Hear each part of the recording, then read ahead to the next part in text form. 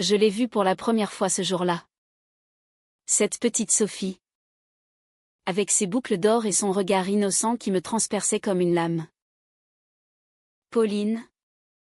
Tu es une égoïste. Comment peux-tu rejeter cet enfant? M'a hurlé ma mère. Les larmes coulant sur ses joues ridées par les ans et les chagrins. Mais au fond de moi, un tourbillon de douleur m'empêchait de l'accepter, cet enfant représentait tout ce que j'avais perdu. Un amour volé par les conventions et les mensonges. J'ai toujours été celle qui cache ses sentiments. Celle qui sourit en public tandis que son cœur saigne en silence. À Paris, où les rues bruissent de vie entremêlée, j'ai grandi dans l'ombre d'une mère veuve, ambitieuse et traditionnaliste. Elle s'appelait Marie. Et après la mort de mon père quand j'avais 10 ans, elle s'est jetée dans son travail d'avocate, me laissant naviguer seule dans les eaux troubles de l'adolescence. C'est à l'université que j'ai rencontré Aurélie. Elle était comme un rayon de soleil espagnol dans la grisaille parisienne, ses ancêtres venaient d'Andalousie. Et elle portait en elle cette passion flamboyante, cette intensité qui me captivait. Aurélie étudiait les arts, avec ses cheveux blonds coupés courts, ses yeux bleus perçants et ce sourire qui illuminait les amphithéâtres bondés. Dès notre première conversation, lors d'un cours sur la littérature romantique, j'ai senti une connexion profonde, presque dangereuse. La passion n'est pas faite pour être domptée, m'avait-elle dit en citant un poète espagnol, et ces mots ont résonné en moi comme un appel. Nous passions des heures à discuter dans les cafés de Saint-Germain-des-Prés, à partager des rêves et des secrets. Mais au fond de moi, je savais que mes sentiments dépassaient l'amitié. J'étais terrifiée, dans une société française encore imprégnée de normes. Admettre mon attirance pour une femme signifiait risquer le rejet. Et pourtant, un soir d'été, sous les lumières du Pont des Arts, Aurélie m'a embrassée. Ce baiser a tout changé. Il était doux, intense, chargé d'une émotion que je n'avais jamais connue. Pauline, je t'aime depuis le premier jour, a-t-elle murmuré. Et mon monde s'est effondré et reconstruit en un instant. Notre relation était un secret bien gardé. Nous vivions dans la clandestinité. Volons des moments dans des appartements d'amis ou des promenades nocturnes le long de la Seine. Aurélie parlait souvent de sa famille conservatrice, de la pression pour se marier et avoir des enfants.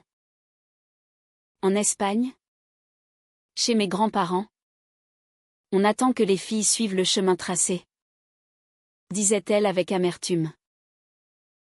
Moi, je l'écoutais, le cœur serré, imaginant un avenir où nous pourrions être libres. Mais la réalité nous a rattrapés. Un jour, Aurélie m'a annoncé qu'elle était enceinte. Pas de moi. Bien sûr, c'était impossible. Elle avait cédé à la pression familiale et avait eu une brève liaison avec Jean. Un homme qu'elle connaissait vaguement. Un avocat comme ma mère. C'était une erreur. Pauline. Je ne l'aime pas.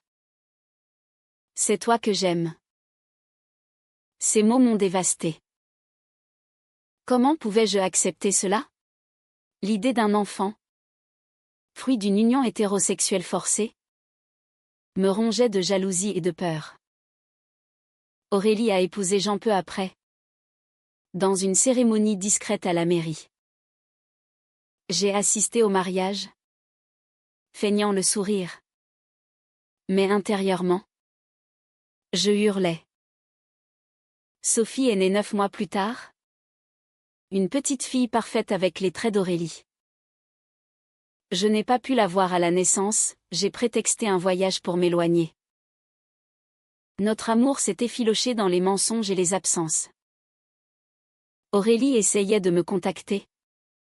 Mais je répondais froidement, prétextant le travail. Au fond, je me sentais trahi, elle avait choisi la sécurité sociale au lieu de notre passion.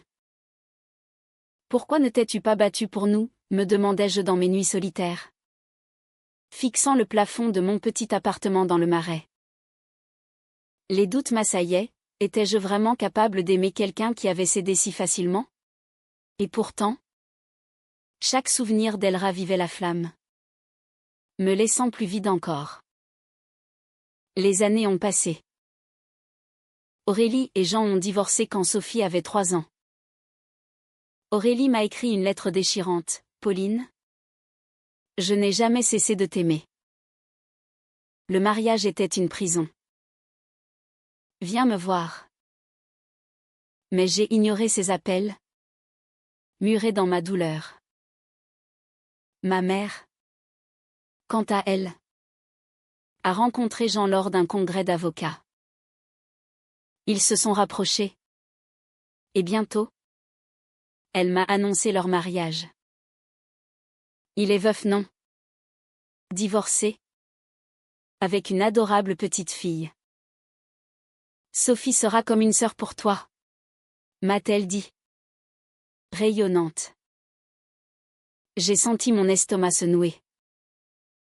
Sophie, l'enfant d'Aurélie et de Jean, devenait maintenant l'enfant de mon beau-père.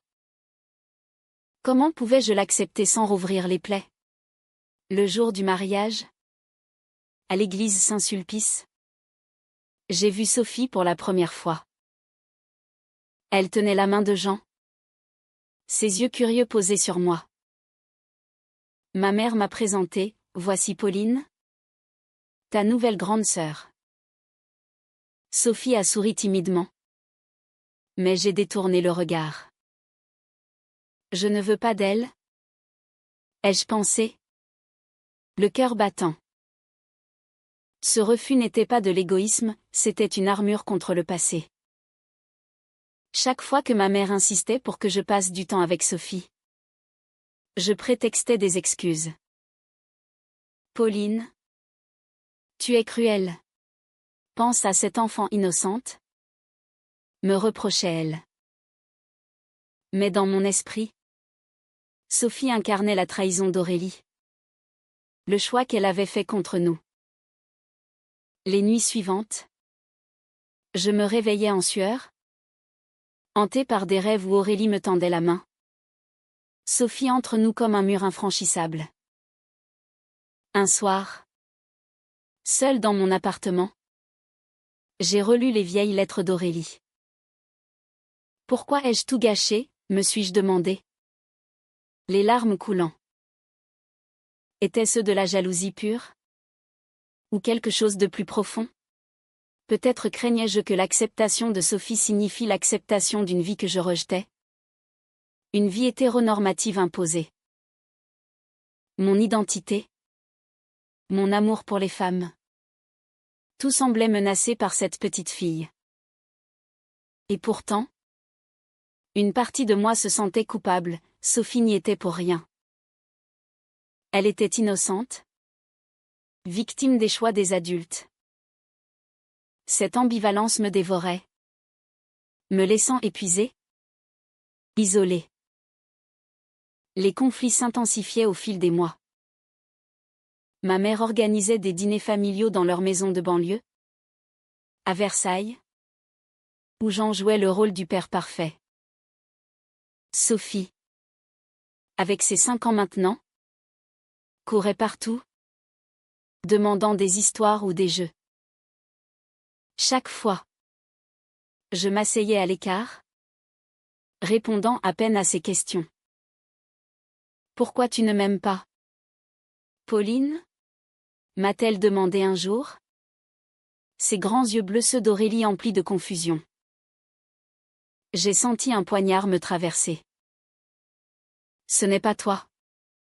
C'est compliqué.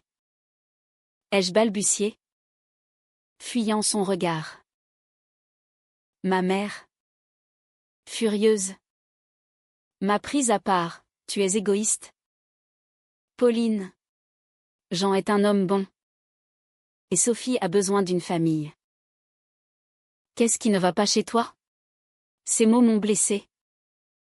Mais je ne pouvais pas avouer la vérité. Comment expliquer que Sophie me rappelait l'amour perdu? La femme que j'aimais encore en secret? Au fond de moi. Les tourments grandissaient. Je repensais sans cesse à Aurélie. Où était-elle maintenant? Après le divorce? Elle avait déménagé à Marseille? Près de la mer? Pour recommencer. J'avais son numéro. Mais je n'osais pas appeler. Et si elle m'avait oublié, me torturais-je? Et si elle me reprochait mon silence? Ces questions tournaient en boucle, alimentant une anxiété qui me rongeait. Mon travail de graphiste freelance me permettait de m'isoler. Mais même là, les images que je créais des couples enlacés, des paysages romantiques me renvoyaient à elle. Un jour, j'ai craqué et lui ai envoyé un message: Aurélie. Il faut qu'on parle. Sa réponse est arrivée instantanément: Pauline? Mon Dieu. Enfin. Viens à Marseille. Le voyage en train jusqu'à Marseille fut un calvaire intérieur. Les paysages défilaient les vignobles de Provence. Les collines ensoleillées, mais mon esprit était en tumulte. Que vais-je lui dire? Comment expliquer mon refus de Sophie, me demandais-je. Le cœur battant. Arrivé à la gare Saint-Charles. Je l'ai vue, Aurélie. Plus belle que jamais. Avec un foulard espagnol autour du cou. Évoquant ses racines andalouses. Nous nous sommes embrassés sur la joue. Mais la tension était palpable.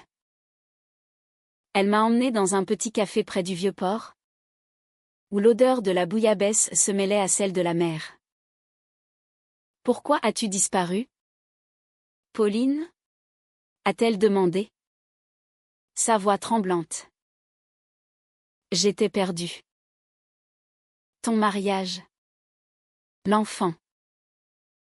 Ça m'a brisée. Les larmes montaient. Et elle a pris ma main. Je n'ai jamais aimé Jean.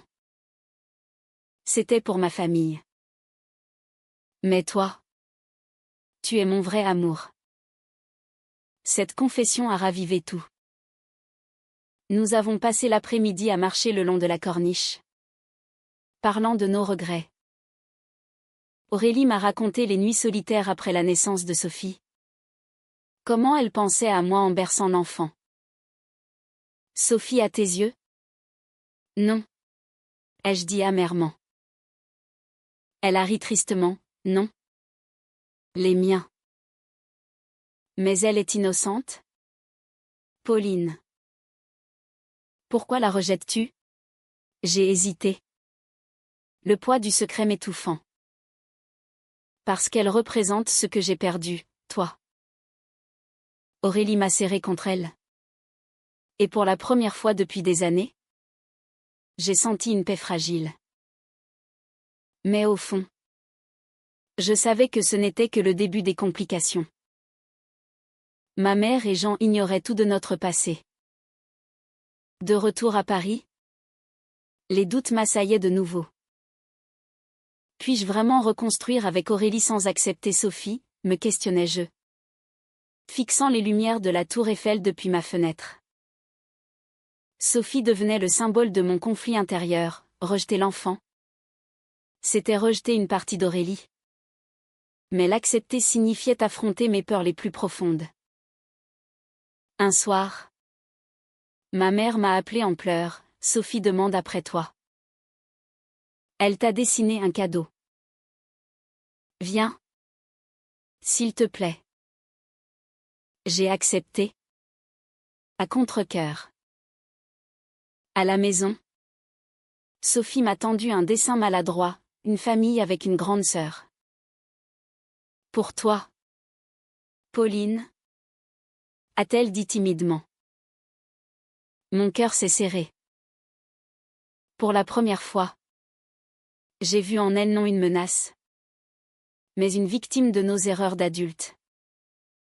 Pourtant, je suis partie sans un mot chaleureux, hantée par la culpabilité.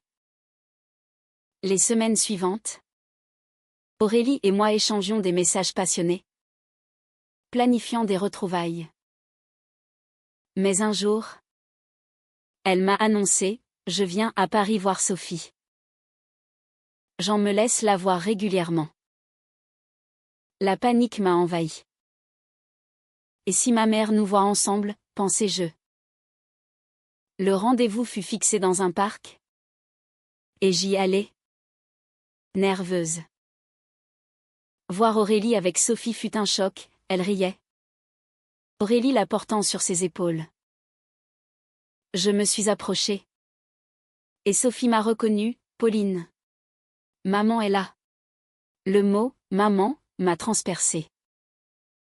Aurélie m'a regardée, les yeux emplis d'amour et de peur. Nous nous sommes assises sur un banc, Sophie jouant à côté. Il faut qu'on dise la vérité, a murmuré Aurélie. Mais je secouai la tête: pas encore. C'est trop risqué. Ce secret pesait de plus en plus lourd.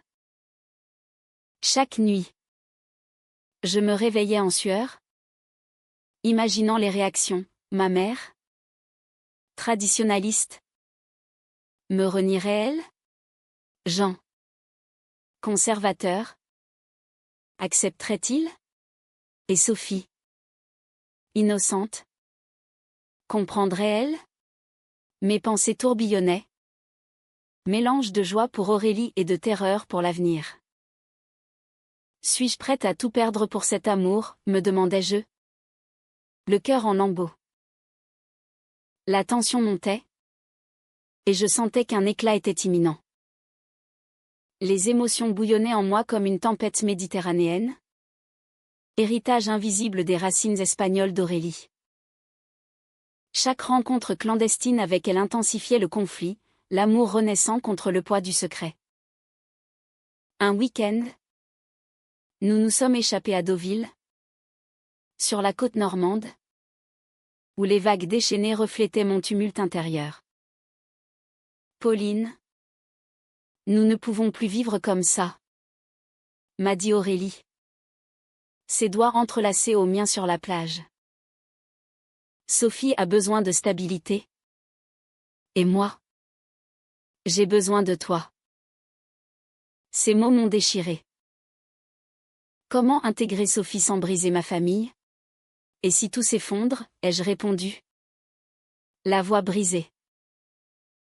Elle m'a embrassée. Un baiser chargé de désespoir et de passion. Mais au fond, la peur grandissait. De retour, les reproches de ma mère s'amplifiaient. Pauline, tu ignores Sophie. C'est cruel. Pense à Jean, qui t'accueille comme sa fille. Elle ne savait pas que son bonheur reposait sur des mensonges. Jean, avec son air affable, organisait des sorties, un pique-nique au jardin du Luxembourg, où Sophie insistait pour que je la pousse sur la balançoire. Plus haut. Pauline, criait-elle, riant. Pour la première fois, j'ai cédé, sentant une chaleur inattendue. Mais aussitôt, la culpabilité m'envahissait. Trahis-je Aurélie en m'attachant à son enfant? Non. C'était l'inverse. Rejeter Sophie, c'était rejeter Aurélie. Cette réalisation me hantait, provoquant des crises d'angoisse où je me recroquevillais, pleurant seule. Un jour, le destin a forcé ma main. Aurélie est venue à Paris pour une visite prolongée. Nous nous sommes vus en secret dans un hôtel discret du quartier latin. Je veux divorcer de cette vie fausse, a-t-elle déclaré, les yeux brillants. Mais alors que nous parlions? Mon téléphone a sonné, ma mère. Viens dîner ce soir. Sophie veut te voir. Paniquée. J'ai inventé une excuse. Mais Aurélie a insisté, allons-y ensemble. Dis-leur que je suis une amie. L'idée était folle. Mais l'adrénaline l'emporta. Au dîner, la tension était électrique. Ma mère a accueilli Aurélie poliment. Vous êtes l'ex-femme de Jean? Quelle coïncidence! Jean, pâle, a évité son regard. Sophie a sauté dans les bras d'Aurélie. Maman. Ma mère a froncé les sourcils. Pauline. Tu connais Aurélie? Le mensonge a craqué. Oui. Nous étions amis à l'université.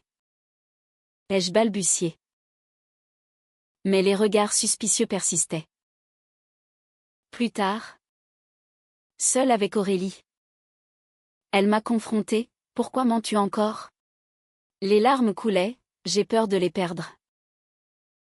Ma mère ne comprendra jamais notre amour.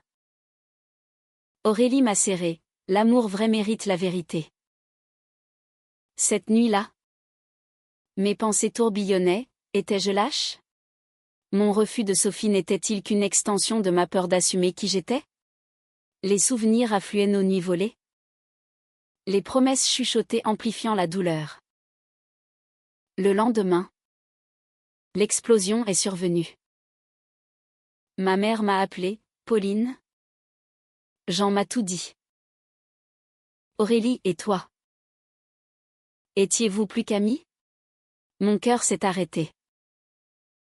Apparemment, Jean avait vu nos messages sur mon téléphone oublié. C'est vrai? Ai-je admis? La voix tremblante.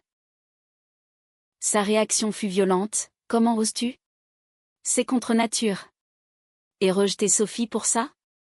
Tu es monstrueuse. Ces mots m'ont anéanti. Maman. Je l'aime.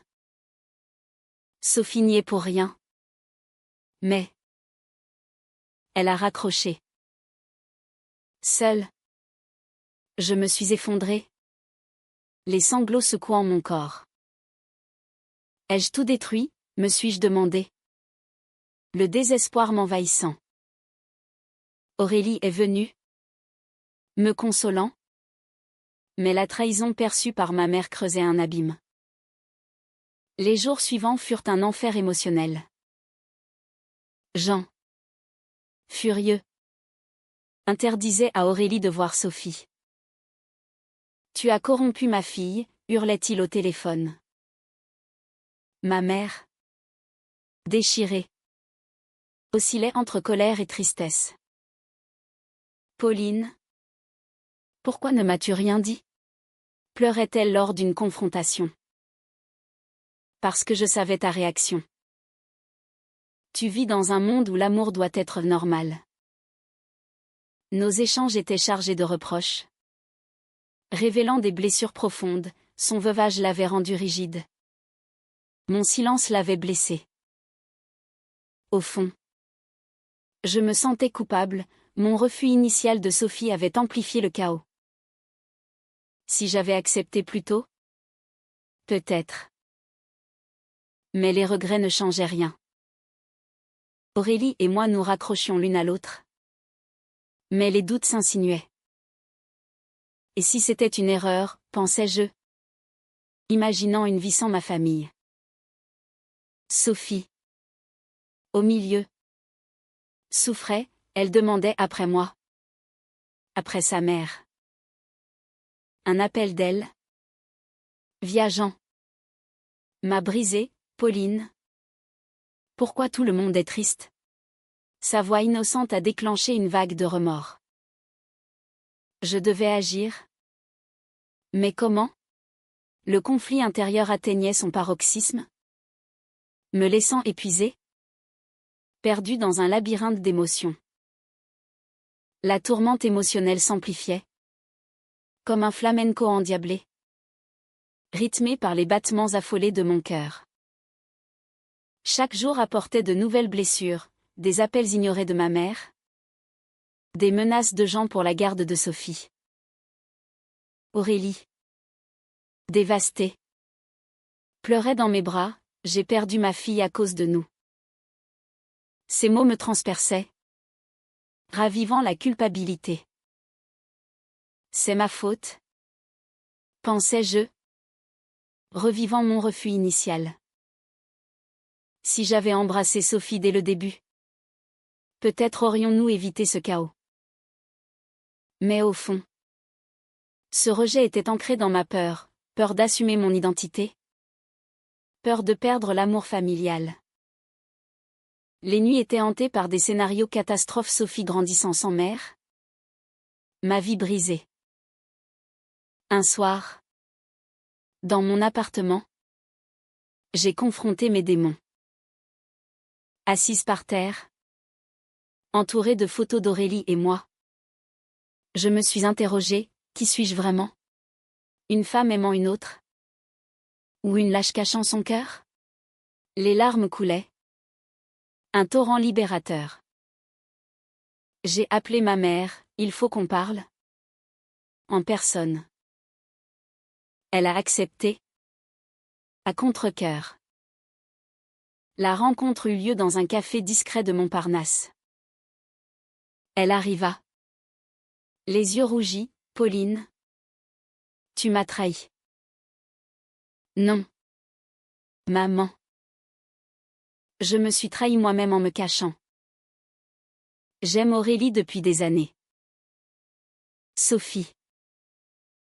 Je l'ai rejetée parce qu'elle me rappelait la douleur de perdre Aurélie à un mariage forcé. Elle écouta. Stupéfaite. Puis éclata, c'est immoral. Pense à la société. À notre famille. Ses préjugés me blessaient. Mais je vis sa peur, peur du jugement. Peur de l'inconnu. La conversation vira au drame. Tu préfères cette femme à ta propre mère? Hurla-t-elle. Non. Je veux tout, toi. Aurélie. Sophie. Mais elle partit en larmes, me laissant anéantie. Aurélie. Informée. Me rejoignit, nous devons nous battre. Pour Sophie. Pour nous. Sa détermination raviva la mienne. Mais le doute persistait, et si on perdait tout? Jean. De son côté. Escaladait, il engagea un avocat pour restreindre les visites d'Aurélie. Arguant de « mauvaise influence ». L'audience approchait.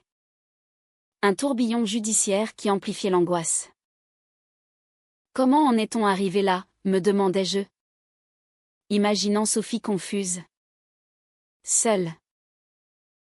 Le point de rupture vint lors d'une visite supervisée. Dans un parc. Sous un ciel gris. Aurélie vit Sophie brièvement. Je les observais de loin. Le cœur serré. Sophie courut vers moi, Pauline. Aide maman. Ses petits bras m'enlacèrent. Et pour la première fois, je la serrai vraiment. Je suis là. Murmurai-je. Les larmes coulant. Ce moment changea tout, Sophie n'était plus un symbole de perte, mais une enfant disserving d'amour. Aurélie me regarda. Émue, merci. Mais Jean interrompit, c'est fini. Vous corrompez tout. Sa colère masquait sa propre douleur, le divorce. La révélation. Cette nuit-là, un secret enfoui remonta. Aurélie m'avoua, Pauline. Il y a quelque chose que tu dois savoir sur Sophie. Mon pouce accéléra. Quand j'étais enceinte, je ne pouvais pas porter l'enfant à terme seule.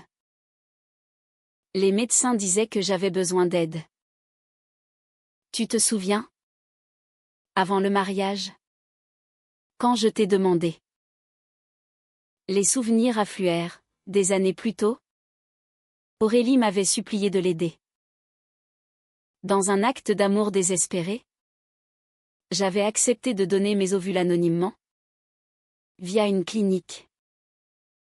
Sophie était biologiquement mienne. Tu es sa mère génétique? Murmura Aurélie.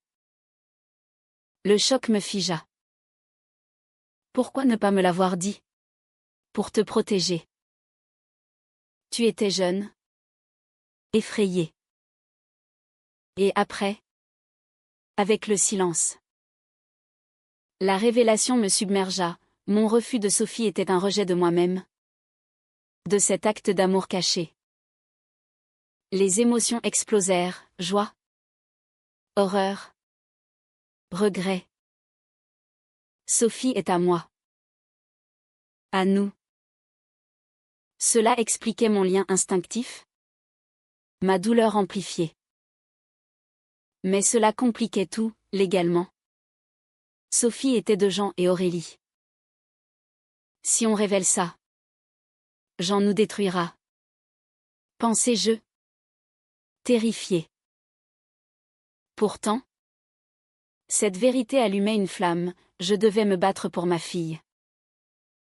Les jours suivants furent un maelstrom intérieur, suis-je prête à affronter le monde pour cette famille non conventionnelle? Aurélie et moi planifions.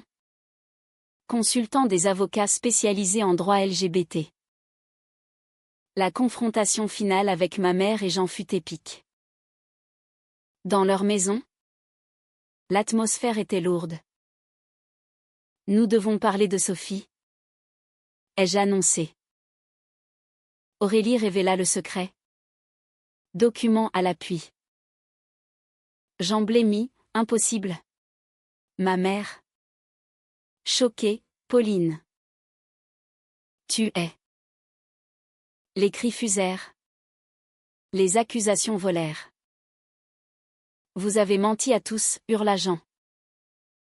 Mais au milieu du chaos, Sophie entra, arrêtée.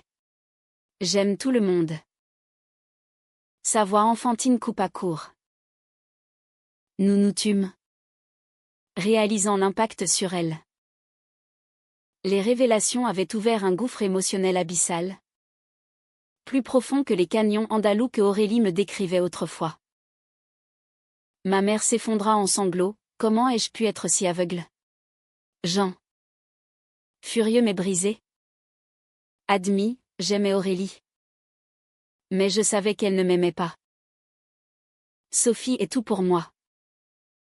Aurélie pleura, elle est à nous tous. Et moi? Au centre? Je sentais les pièces de mon âme se recoller douloureusement. Sophie est ma fille biologique. Mais vous l'avez élevée. Je ne veux pas la prendre. Juste l'aimer. Mes mots, chargés de vulnérabilité, touchèrent un air. Pour la première fois, nous parlâmes vraiment, des peurs, des regrets, des amours non dits. Les heures suivantes furent un catharsis. Ma mère avoua sa rigidité, j'ai eu peur pour toi. Pauline. La société est cruelle. Je la serrai, mais l'amour est plus fort. Jean.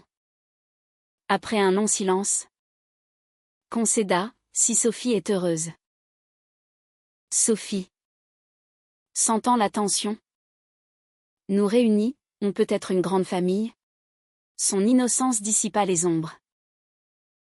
Nous acceptâmes une garde partagée.